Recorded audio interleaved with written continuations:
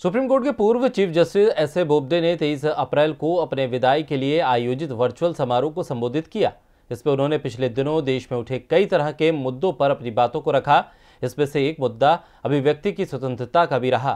पूर्व chief justice ने चिंता जताते हुए इस पर एक टिप्पणी की, जिस पर सुप्रीम कोर्ट के ही कई वरिष्ठ वकीलों ने असहमति जताई, तो कुछ ने उनके कामों की प्रशंसा भी की। तो किसने क्या कहा, देखिए इस रिपोर्ट में। भारत के चीफ जस्टिस रहे एस.ए. बोबडे का 23 अप्रैल को कार्यकाल का अंतिम दिन था।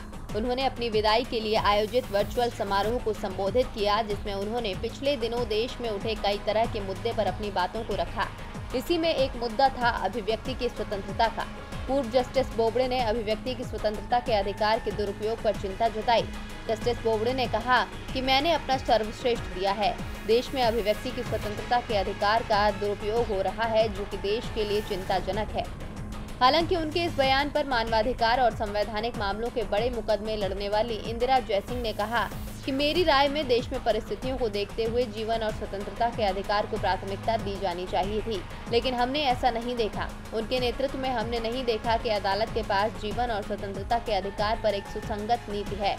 इनके अलावा सुप्रीम कोर्ट के वरिष्ठ वकील प्रशांत भूषण ने भी पूर्व जस्टिस एस.ए. बोबडे की बातों से असहमति और मायूसी का इजहार करते हुए कहा कि इस देश में कानून का राज फिर से स्थापित करना आने वाले न्यायमूर्ति की सबसे बड़ी चुनौती होगी।